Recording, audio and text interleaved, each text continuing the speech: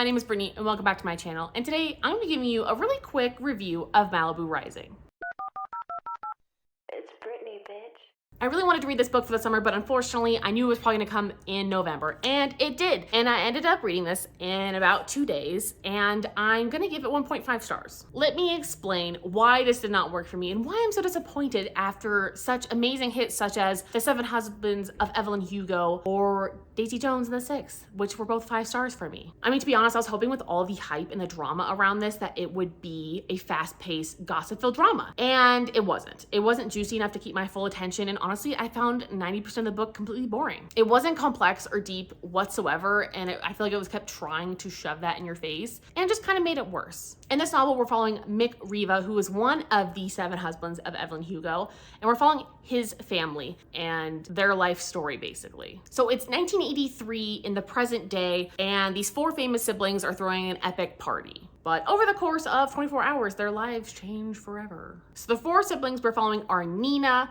Hud, Jay, and Kit, which are the 4 children of Mick Riva, and they obviously have a very difficult childhood. Mick and his wife June are always kind of on the rocks. You know, it kind of tells the story of falling in love, and then it goes to, you know, them getting divorced and all the issues that we have going on in the family, which at first were very interesting, and then it just completely dropped off my radar. The only child that was really that interesting that I kind of cared about was Nina, and it was because she really was drawing parallels from Fiona Gallagher in Shameless, because she basically raises her siblings after a certain point, and it's very interesting to see her struggles, but then after that, you just really kind of don't care, and we get a lot of other characters that are introduced that are not important to the plot. I think the fact that there were far too many characters in this novel was the Achilles heel. Like, this was the reason this did not succeed. It was far too long, and there were way too many characters that were introduced at different parts of this that were not important. And as soon as we focused on the children,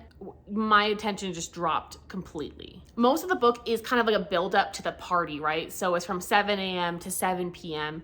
For the day of the party. And all of that buildup, someone counted, there was 18 throwaway characters, people we don't care about, people who were just completely random party goers at the party. And it just really didn't make any sense why they were included, because it didn't really add any atmosphere. And it honestly just felt very frustrating being thrown into each one of these characters' lives for just, you know, a chapter or two. And it didn't add anything to the story, and it completely took away from any of the power that the book had originally. And unfortunately, the narrative structure was also extremely predictable to the fact that any surprise was taken away by the overuse of the foreshadowing. Like, the foreshadowing in this novel was so thrown in your face and so on the nose that there really was no surprises in this novel. I wasn't surprised of anything that happened. Not one surprise got me. And it kind of led up to the building of the end being more of like a fizzle rather than a bang, because it was, I saw it coming the first few chapters of the novel. And I think that's why this novel was so disappointing. I just really almost didn't feel like Taylor Jenkins Reid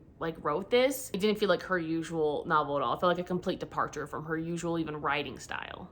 I mean, if you're looking for a family drama that's built on alcoholism and poverty, 100%, I would just have you watch the show Shameless. It is a much better representation, and it's actually interesting. This novel is more about vacuous celebrities' lives, in addition to like a hollowed out Malibu lifestyle with a bunch of like horny, cheating dumbasses. So if that's something that you enjoy, I would pick this up. But otherwise, I would probably skip it. This is one of the Taylor Jenkins Reids I actually wouldn't recommend, and I think it wasn't really that interesting of a premise to me initially anyway. I was just really sold on the 80s. This party could have been anywhere. Like, the only thing they mentioned was Quaaludes. Like, of course, that's probably an 80s reference. That's the only thing that was really an 80s reference in this. I just feel like I didn't get the 80s vibes at all. I definitely got like the surfer beach vibes a little bit. So if you're looking for like that Malibu feel, I could definitely recommend it for that. But otherwise, like, the story really isn't that titillating, and it just really fell flat, unfortunately, in my personal opinion. So that is my very quick Malibu Rising review. Please let me know down below how you feel about the novel and what you're hoping the author comes out with next. Thank you so much for watching. Like and subscribe, and I'll talk to you guys next time. Bye!